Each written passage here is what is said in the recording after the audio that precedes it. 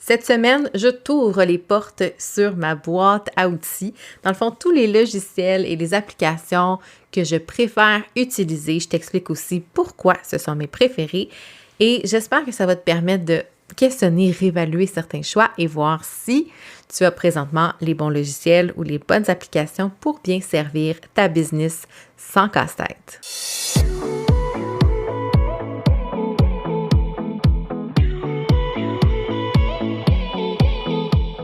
180 degrés, c'est l'amplitude de notre champ visuel lorsqu'on regarde vers l'avant. Mon nom est Mélanie Allé, je suis stratège en marketing web et fondatrice de Synapse Marketing. 180 degrés est un podcast pour t'aider à prendre de la hauteur dans ton entreprise. En solo ou avec un invité, je t'y partage des réflexions entrepreneuriales, des conseils marketing ainsi que mes meilleurs outils pour créer une entreprise au service de ta vie rêvée. Bienvenue sur le podcast 180 degrés. Salut à toi, j'espère que tu vas bien.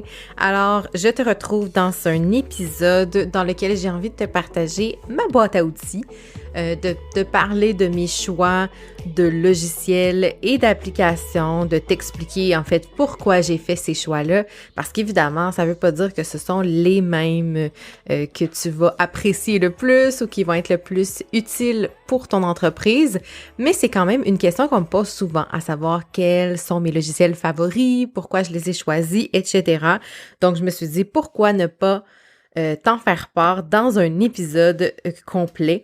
Donc, je sais que le choix de logiciel, ça peut être un réel casse-tête. C'est aussi un gros morceau, souvent de budget mensuel ou annuel, là, peu importe si vous payez des licences annuelles ou mensuelles, mais c'est un gros morceau dans un budget d'entreprise en ligne, évidemment, surtout une entreprise de services en ligne. Et je sais que c'est un gros casse-tête pour beaucoup d'entrepreneurs qui sont un petit peu moins techno, qui ne savent pas vers quel genre de solution se tourner. Et là, déjà en partant, ce que j'ai envie de te dire, c'est que plus un entrepreneur va être techno, plus il va être, curieux d'aller explorer des nouveaux logiciels et d'aller s'aventurer dans des sentiers, hors des sentiers battus plutôt, pour découvrir justement des nouvelles applications, des nouveaux logiciels dont personne ne parle. Et l'avantage de faire ça, d'aller explorer, c'est souvent, il y a des belles économies au niveau financier, là, au niveau des coûts des logiciels, lorsqu'on va essayer des logiciels qui sont, disons, moins connus, qui viennent d'entrer sur le marché. Il y a quand même un gain financier potentiel, ou plutôt une économie, une réduction des coûts, si on veut, à faire ça. Mais quand on est moins techno, le revers de la médaille, c'est qu'il y a donc très peu de gens qui vont l'utiliser. Donc, on ne peut pas se référer à des amis, des collègues entrepreneurs ou même sur des groupes Facebook. C'est plus difficile de trouver du support et souvent, on se retrouve un petit peu seul à patauger là-dedans. Donc, mon premier avertissement, c'est si t'es pas super techno, je te dirais peut-être d'aller avec des valeurs sûres. Au final, ça devient, je dirais, plus futé comme choix, comme décision, parce que, on s'y perd moins et surtout, on a du support. Donc, c'est un peu ce que j'ai fait comme décision aussi quand je me suis lancée. Je suis allée vers des valeurs sûres, vers des logiciels qui sont largement utilisés. Puis c'est pour ça que tu vas voir que, sauf quelques exceptions, je suis quand même assez mainstream dans mes choix de logiciels parce que j'aime pouvoir déléguer, mais surtout être supportée par des collaborateurs, collaboratrices qui vont pouvoir venir m'aider dans mon entreprise. Et donc, il y a plus de chances que ces gens-là maîtrisent déjà les logiciels dont je vais te parler aujourd'hui. Et là, je vais commencer avec la catégorie plus de gestion de mon entreprise, si on veut, là, les logiciels qui sont encore là un petit peu plus mainstream, comme je le disais, qui sont plus largement utilisés. Donc, le premier, c'est Asana. Asana qui est un peu l'équivalent si tu connais Trello, si tu connais ClickUp ou encore Notion. Ça va être un peu des comparables. Donc, ce sont des logiciels qui te permettent de gérer des projets Donc, de découper, dans le fond, d'avoir plusieurs projets dans lesquels on découpe en tâches, en sous-tâches, avec des échéanciers, des personnes responsables. Selon le logiciel que tu vas choisir, il va y avoir des options et des vues différentes. Ce que j'aime le plus de Asana, c'est parce que c'est gratuit, hein, on aime ça, parce que toutes les autres dont je te parle sont pas mal tous payants, là, je regarde vite, sauf quelques exceptions. Donc, on aime ça, hein, quand c'est gratuit. Et ce que j'aime aussi beaucoup de Asana, c'est la possibilité d'avoir des vues de projets différentes. Donc, de voir un projet sous forme de calendrier, sous forme de tableau, un peu Kanban comme Trello, là, les diagrammes de projets Kanban avec différentes catégories. On peut faire glisser les cartes à une étape ou à une autre.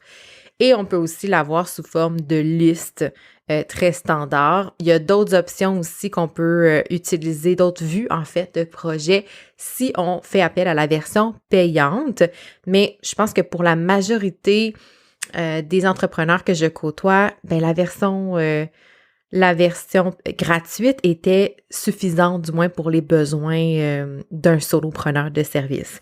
Après ça, ça reste qu'il y a des fonctionnalités qui ne sont pas disponibles. Donc, tout dépendant de ce que tu fais, ça peut être ou non intéressant à toi de l'évaluer. Il y a toujours un essai gratuit, fait que pourquoi pas l'essayer. Du point de vue de la comptabilité, hein, les factures et les dépenses et les rapports de taxes et tout ça, moi, j'ai choisi d'y aller avec QuickBooks parce que c'est un logiciel qui est supporté par la majorité des firmes comptables, des consultants aussi en comptabilité, des techniciens comptables. Bref, c'est pas mal un des plus gros logiciels. Évidemment que ça vient avec un coût qui est un peu moins intéressant. Ce que je te suggère, c'est d'en parler à ton ou ta comptable parce que la plupart des bureaux de comptabilité ou en fait les comptables sont souvent affiliés avec les logiciels et peuvent nous donner des rabais. Et c'est ce que j'ai fait. Au début, j'ai pris QuickBooks par moi-même. Il y a souvent des rabais quand on est un nouveau client. Donc, première étape, c'est de profiter de ces rabais-là qui sont souvent offerts sur 3 ou 6 mois. Et par la suite, là, ça augmente. Ça devient un petit peu salé. Donc, j'en ai parlé aussi à ma comptable quand j'ai su qu'il y avait des rabais associés à ce logiciel-là. Et finalement, ça me permet d'économiser. Je pense que ça me coûte quelque chose comme 25 $ par mois. Je ne vais pas dire des bêtises, mais ça va différer en fait par rapport au service que tu as auprès de ta comptable ou ton comptable. Puis si tu n'en as pas, il y a différents forfaits. Moi, je n'ai pas le forfait là, qui permet de faire des paies d'employés, tout ça, là, donc j'en ai pas besoin, donc ça me coûte un peu moins cher. Mais c'est sûr que c'est un logiciel qui est coûteux, mais il est tellement complet et on peut vraiment se faire supporter et aider par beaucoup de professionnels parce que c'est un logiciel qui est largement utilisé.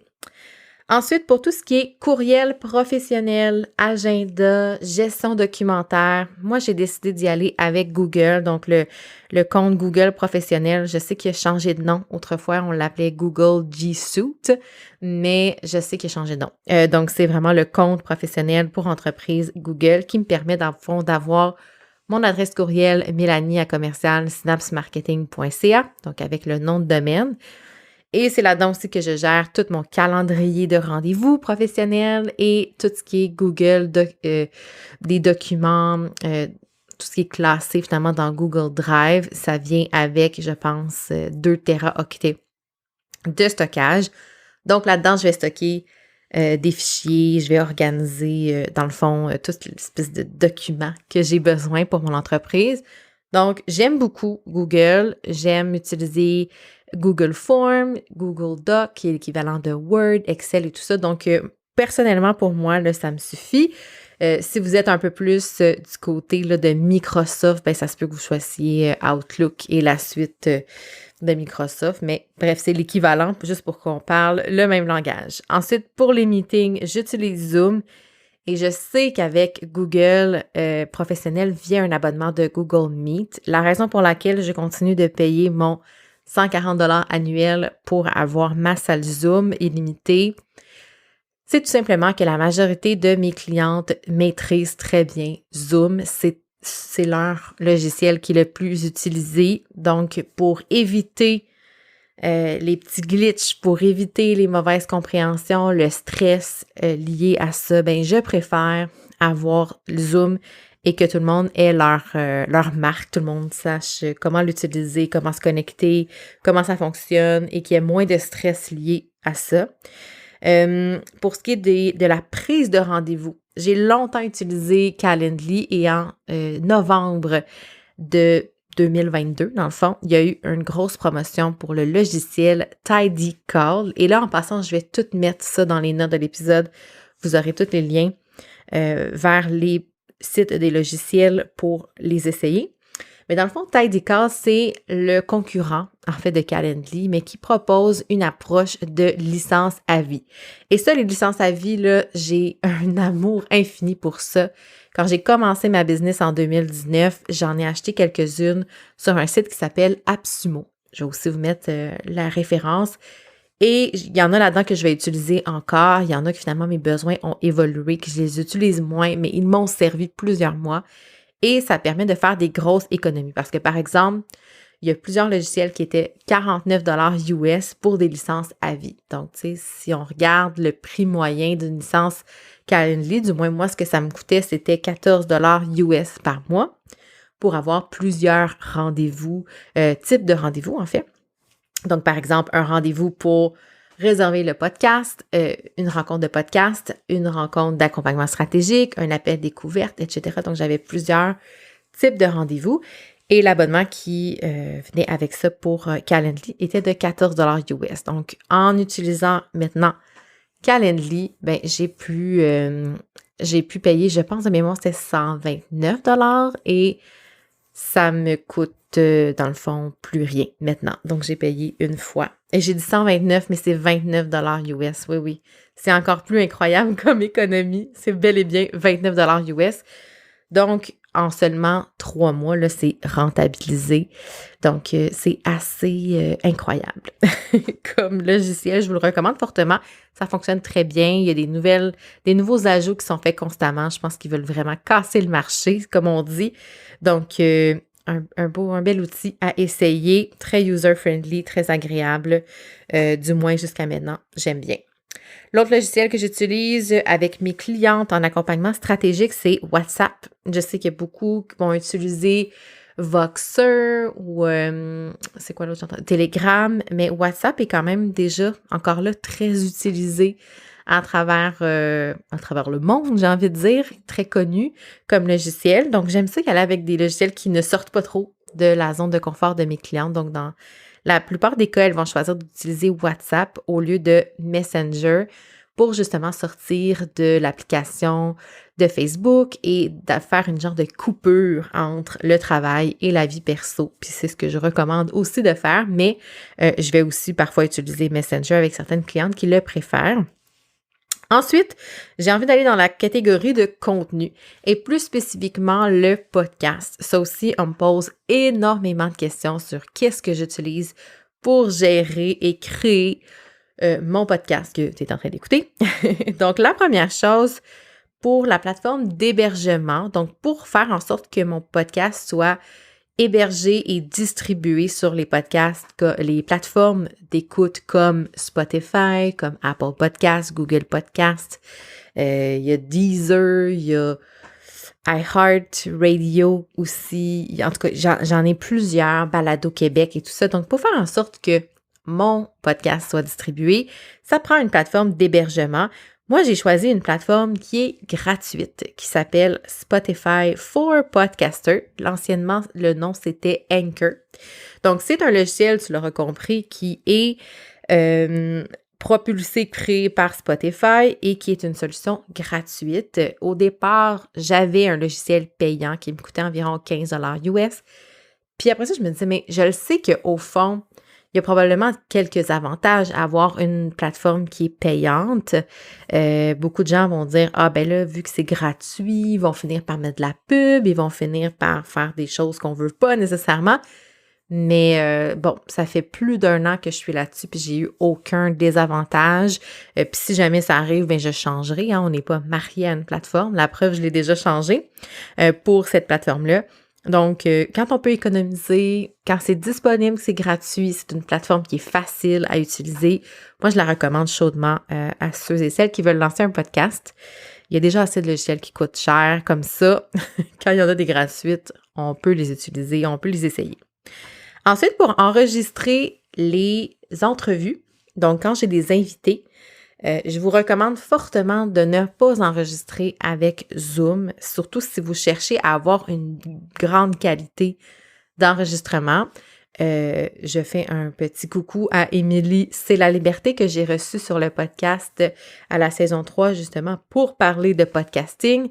C'est un des conseils qu'elle m'a donné et effectivement, quand j'ai fait des tests et que je suis sortie de Zoom pour mes entrevues, ça a fait une grosse différence sur la qualité sonore.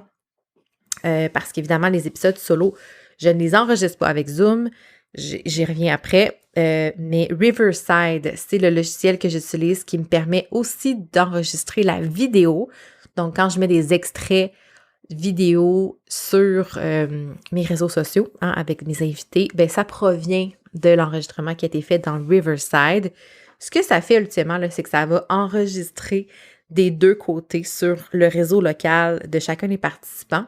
Comme ça, ben, ça évite les glitches d'enregistrement. Si l'Internet coupe d'un côté, ben, ça compromet pas l'enregistrement de l'autre côté. Bref, c'est un logiciel qui est vraiment intéressant à utiliser. Si on paye la version Pro, qui est un peu plus chère, là, j'ai pas les prix, je vous laisserai aller voir là, avec les liens. Je connais pas les prix par cœur, mais il y a un abonnement un petit peu plus cher qui nous permet d'avoir les retranscription des audios. Puis ça, c'est quand même assez intéressant comme option. J'ai regardé vite, la qualité, elle est quand même intéressante, donc à explorer. J'ai pas encore utilisé personnellement cette option-là, mais elle me fait de l'œil parce que, bon, les retranscriptions, souvent, c'est le fun à mettre comme dans vos articles de blog, en fait, sur votre site web. Je faisais ça au début à la saison 1, puis avec la charge de travail que ça me demandait de gérer tout ça, j'ai arrêté, mais je sais que ça a un impact. Il y en a qui aiment bien lire aussi les transcriptions pour aller à l'essentiel. Donc ça, c'est un logiciel que je vous recommande chaudement, qui est Riverside. Pour ce qui est de l'enregistrement des épisodes solo, comme celui que vous êtes en train d'écouter, j'enregistre directement dans mon ordinateur avec un logiciel qui s'appelle GarageBand. C'est un logiciel qui vient avec tous les Mac, donc les MacBook Pro, les iMac et compagnie. Si tu n'as pas de Mac, bien, il y a aussi Audacity, qui est un logiciel gratuit, qui est très recommandé. Moi, j'ai commencé à utiliser GarageBand tout simplement parce que je trouvais l'interface plus jolie, qui me semblait être plus facile à utiliser. Donc, j'ai écouté des tutoriels sur YouTube et j'ai appris à l'utiliser, évidemment, là, à mon échelle. Donc, pour enregistrer et faire mes petits montages, qui sont très simples en passant. Je passe pas des heures à éditer mes épisodes, loin de là. Mais j'aime beaucoup. Vu que c'était déjà installé dans mon ordinateur, c'était facile, j'avais des tutoriels. Donc, je suis allée avec cette solution-là. Ensuite, au niveau là, des extraits audio, tu sais, je ne sais pas si vous envoyez beaucoup des extraits sur les réseaux sociaux où on va avoir une image avec un audio de podcast, puis on peut même avoir des petites waves, là, des petites vagues là, de audio qui montrent en fait que c'est un fichier audio finalement qui est en lecture. Bien ça, ce sont les extraits que je fais avec le logiciel Headliner. Headliner qui est aussi disponible gratuitement. Il y a une limite, là, évidemment, de fichiers qu'on peut produire, mais pour la plupart des besoins, là, ça fait amplement le travail.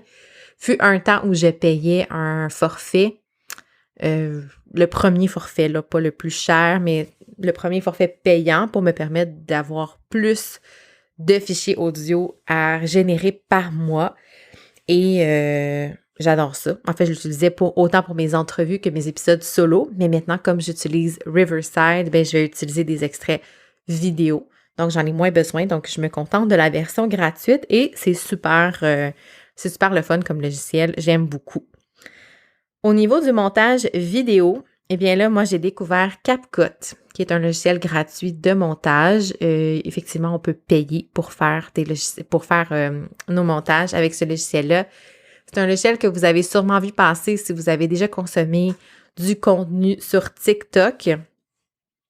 J'aime beaucoup. J'aime beaucoup le format, j'aime beaucoup le fait qu'on peut l'utiliser aussi sur l'ordinateur. Donc, j'utilise autant à l'ordi que sur mon téléphone, même si j'ai d'autres logiciels que j'aime explorer. Je pense que ce serait celui que je vous recommanderais d'apprendre à utiliser pour faire vos contenus vidéo. Il y a aussi le logiciel Loom que j'utilise abondamment. Loom, en fait, c'est un logiciel qui va permettre d'enregistrer son écran avec notre vidéo, notre micro et tout ça pour faire, par exemple, des démonstrations à l'écran. Moi, je l'utilise beaucoup pour faire des tutoriels à mes clientes pour leur montrer étape par étape comment accomplir certaines choses.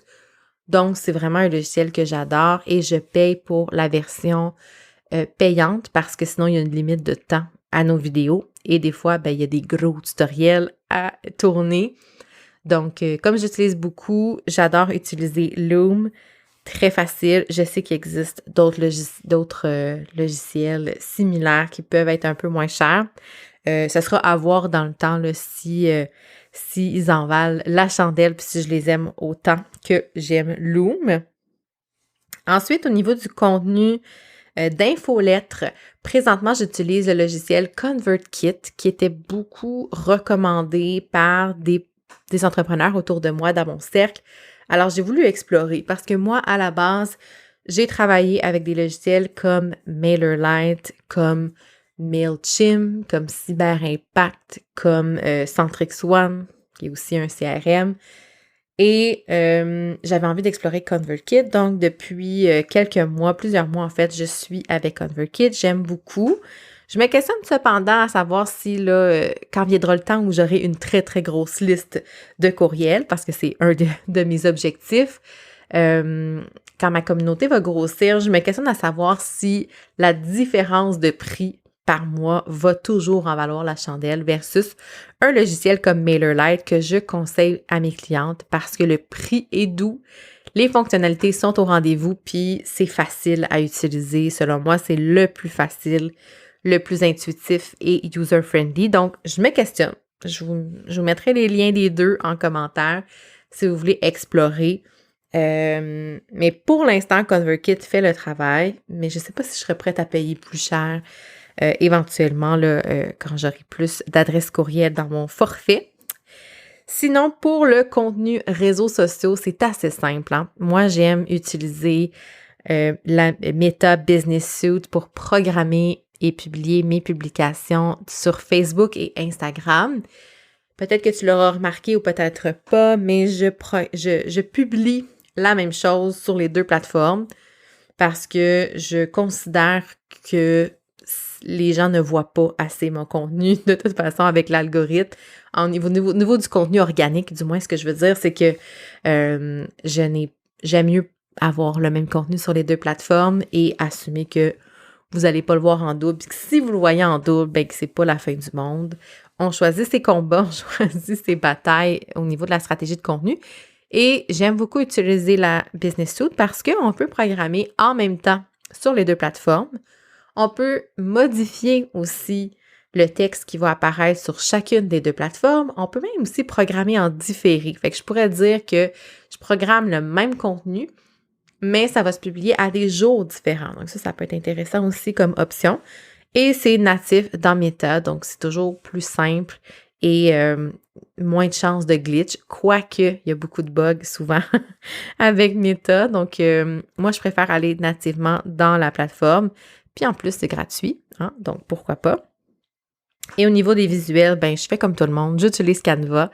C'est vraiment comment dire, Canva, c'est le logiciel par excellence pour faire des visuels, pour faire des vidéos, des stories, des documents.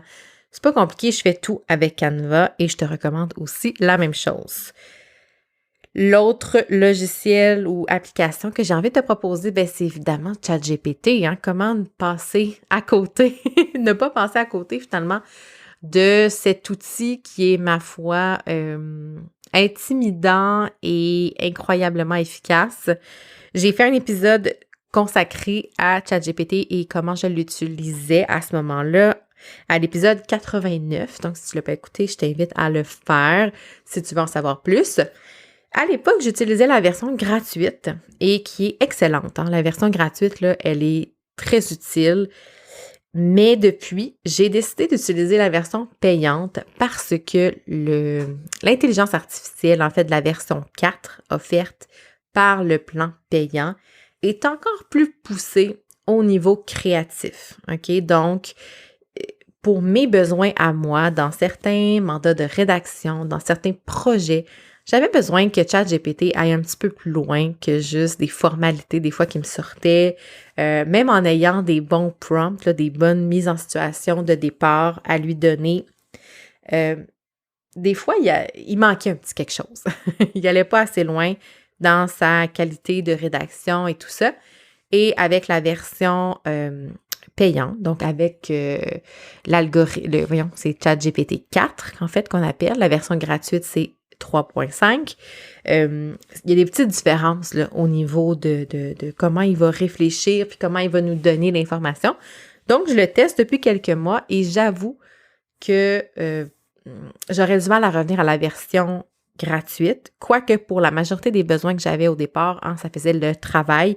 Donc, à toi d'évaluer. Tu sais, moi, ce que j'aime, je me dis, c'est testons un mois, puis on regarde si ça vaut l'investissement. Puis dans le pire des cas, c'est 20$ US, donc c'est pas la fin du monde. J'ai déjà payé beaucoup plus cher pour d'autres logiciels d'intelligence artificielle. Donc, ChatGPT, c'est vraiment là, un no-brainer tant qu'à moi. Je t'invite donc à l'essayer et à te faire ta propre opinion si ce n'est pas fait. J'espère que cet épisode t'aura aidé à peut-être valider ou re-questionner certains choix de logiciels. Évidemment, je suis consciente que mes choix, comme je l'ai dit, sont très, très mainstream. J'arrive pas à trouver de synonyme pour dire en fait que ce sont des logiciels qui sont comme souvent les plus connus, les plus utilisés. Donc, vraiment, on me pose souvent la question, qu'est-ce que tu utilises pour faire ci? Qu'est-ce que tu recommandes pour ça? Puis c'est vrai que d'avoir des logiciels qui sont plus connus, souvent ça coûte un peu plus cher, mais comme je le rappelle, on a plus de support et souvent c'est des compagnies qui ont plus de moyens.